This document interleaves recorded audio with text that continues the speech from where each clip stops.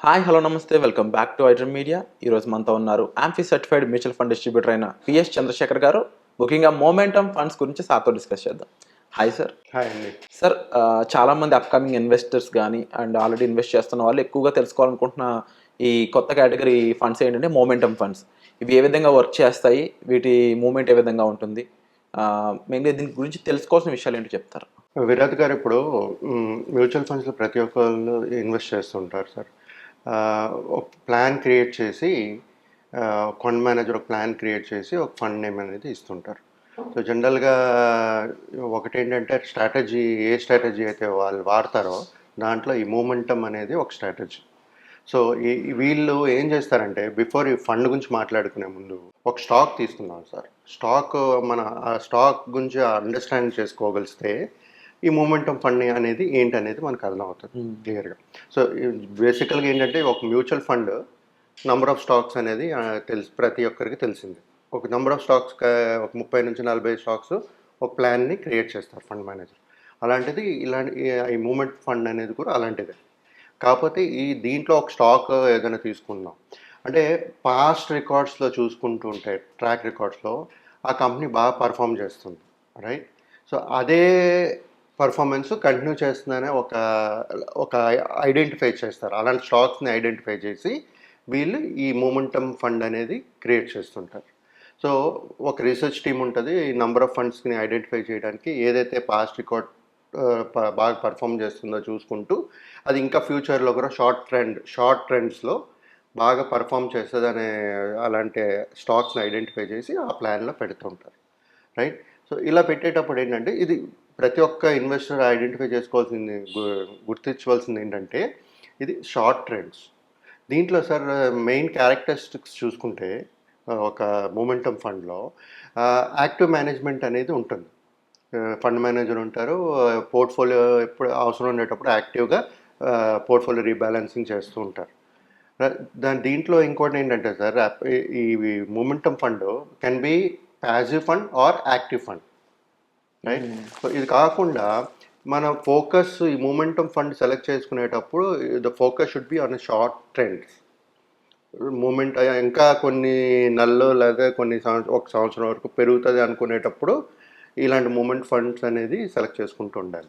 So ఇది sir దీంట్లో ఏంటంటే షార్ట్ ట్రెండ్స్ కాబట్టి హయ్యర్ రిస్క్ ఉంటుంది, హయ్యర్ వాలటాలిటీ ఉంటుంది, హయ్యర్ రిస్క్ ఉంటుంది. అలాగే ఒకవేళ మనం మార్కెట్ టైం చేయగలిస్తే కరెక్ట్గా హయ్యర్ రిటర్న్స్ కూడా మనకు వస్తుంటుంది. సో ఇప్పుడు జనరల్గా ఇలాంటి ఫండ్స్ మన ఏఎంసీస్లో చాలా ఉన్నాయి సార్. ఎగ్జాంపుల్స్ తీసుకుంటే క్వాంటమ్ మొమెంటమ్ ఫండ్, టాటా, ఐసిఐసిఐలో, మోతీలాల్లో ఇవన్నీ ఉన్నాయి. సో ఈ మూమెంటమ్కి వాల్యూకి ఏంటంటే ఒకటే డిఫరెన్స్, ఇక్కడ వాల్యూ చూడట్లేదు మనం. ఎంత ప్రైస్ ఉన్నా సరే స్టాక్ ప్రైజు అది ఇంకా పెరుగుతుంది ఇంకా షార్ట్ టర్మ్లో అని చూసి సెలెక్ట్ చేస్తుంటారు. అంటే వాల్యూడ్ అనే కాన్సెప్ట్ లేదు దీంట్లో. ఇది పెరుగుతుంది లేదు అనేది షార్ట్ రన్లో చూసుకుని అలాంటి స్టాక్స్ని పెట్టి ఒక ప్లాన్ క్రియేట్ చేస్తారు ఫండ్ మేనేజర్. చేసిన తర్వాత ఎవరైతే ఆ పోర్ట్ఫోలియో ఆఫ్ స్టాక్స్ ఉంటుందో ఆ ప్లాన్లో ఫండ్లో దాన్ని చూసుకుంటూ ప్రతి ఒక్క ఇన్వెస్టర్ ఇన్వెస్ట్ చేస్తుంటారు. ఈ మూమెంటమ్ ఫండ్ అనేది ప్యూర్లీ షార్ట్ ట్రెండ్ అండి. సో రిస్క్ ఉంటుంది, హై వాలటిలిటీ ఉంటుంది. అలాగే ఒకవేళ కరెక్ట్గా పెట్టి కరెక్ట్గా చేయగలిస్తే, టైమింగ్ చేయగలిస్తే మనకు బెటర్ రిటర్న్స్, హయ్యర్ రిటర్న్స్ కూడా వస్తుంది సార్. అంటే ముఖ్యంగా దీన్ని రైట్ టైమింగ్ చేయడం పాసిబుల్ అంటారా? దానికి సంబంధించి ఎటువంటి రీసెర్చ్ అనేది ఉండాల్సి ఉంటుంది అంటారు? అంటే మీలాంటి ఫండ్ డిస్ట్రిబ్యూటర్స్ మీట్ అయినప్పుడు ఎలా సజెస్ట్ చేస్తారు? ఇప్పుడు మనం యాజ్ ఎ ఇన్వెస్టర్ మనం టైమింగ్ ఏం చేయలేం. ఇప్పుడు మూమెంటమ్ ఫండ్ మేనేజర్ క్రియేట్ చేశాడు అంటే they are able to identify certain stocks మాట. కొంత స్టాక్స్ ఐడెంటిఫై చేసి దీనికి ఇంకా ఒక మూమెంటమ్ ఉంది, వాల్యూ స్టాక్ ప్రైస్ హై ఉన్నా సరే ఇంకా దీనికి మూమెంటమ్ ఉంది, ఒక 3 months 2 months మూమెంటమ్ ఉంది అనుకునేటప్పుడు ఇలాంటి ఫండ్స్ అనేది క్రియేట్ చేస్తుంటారు. సో జనరల్గా మనం మాట్లాడుకునేటప్పుడు ఇన్వెస్టర్ మనం ఏమంటాం, మార్కెట్ని మనం టైం చేయలేము, చేయకూడదు అంటాం. బట్ ఇక్కడ ఏంటంటే ఫండ్ మేనేజర్ ఏం చేస్తారంటే కొంత సమయంలో, షార్ట్ టర్మ్ అంటే ఇంట్రాడే ట్రేడింగ్ కాదు కదా, ఒక 6 నెలలు లేకపోతే ఒక 3 నెలలు, ఒక సంవత్సరం, దీనికి ఇంకా మూమెంటమ్ ఉంది, పెరుగుతుంది, last performance last year 3-4 years 5 years performances బాగా పర్ఫామ్ చేస్తే ఇంకా ట్రెండ్స్ ఉన్నాయి దీనికి షార్ట్ ట్రెండ్స్, అలాంటి స్టాక్స్ని ఐడెంటిఫై చేసి ఒక ప్లాన్ అనేది క్రియేట్ చేస్తారు. సో జనరల్గా వాళ్ళు చేయగలుగుతారు సార్, మన బేసిక్గా ఒక ఇన్వెస్టర్ చేయలేం.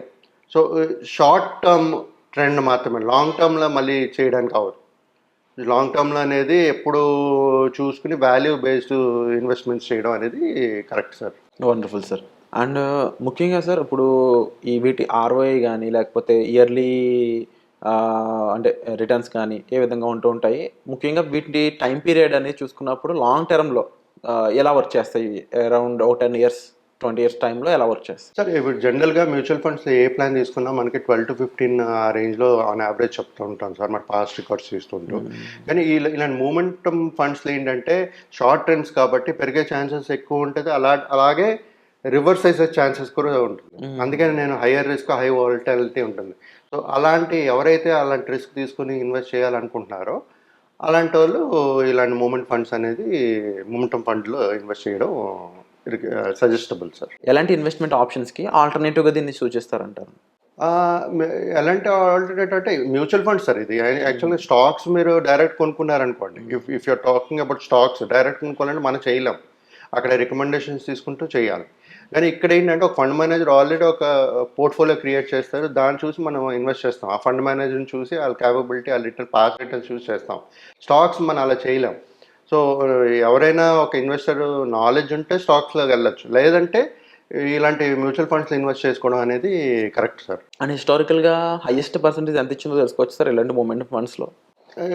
జనరల్గా మీకు ఉంటాయి సార్. యాక్చువల్గా ఆన్ యావరేజ్ మనం 12 to 15 అనుకున్నాం, 20% కూడా ఉన్నాయి సార్.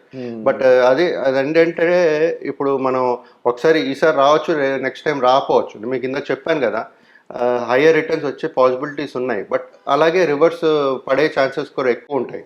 సో ఎవరైతే అంత రిస్క్ తీసుకుని ఇది తీసుకోగలుగుతారో అలాంటి వాళ్ళు దీంట్లో ఇన్వెస్ట్ చేయాలి సార్. Okay sir. సో ఓవరాల్గా మూమెంటమ్ ఫండ్స్ గురించి మాకు ఇచ్చిన ఇన్ఫర్మేషన్కి thank you so much sir. It's a great information. So momentum funds గురించి తెలుసుకున్నారు కదండి. ఇంకా దీనిపై మీకు ఇన్ రియల్ టైంలో ఏదైనా డౌట్స్ ఉన్నట్లయితే తప్పకుండా మీరు కామెంట్ సెక్షన్లో మెన్షన్ చేయండి. వాటిపై కూడా త్వరలో మరిన్ని ఎపిసోడ్స్ చేయబోతున్నాం. అండ్ స్పెసిఫిక్గా దీనిపై మరింత గైడెన్స్ కావాలి, ఇన్వెస్ట్మెంట్ గురించి క్లారిటీ కావాలనుకున్నట్లయితే డిస్ప్లే అవుతున్న నెంబర్స్ కాల్ చేసి మీరు చంద్రశేఖర్ గారితో పర్సనల్ అపాయింట్మెంట్ అనేది బుక్ చేసుకోవచ్చు. Thank you so much sir. Thank you అండి.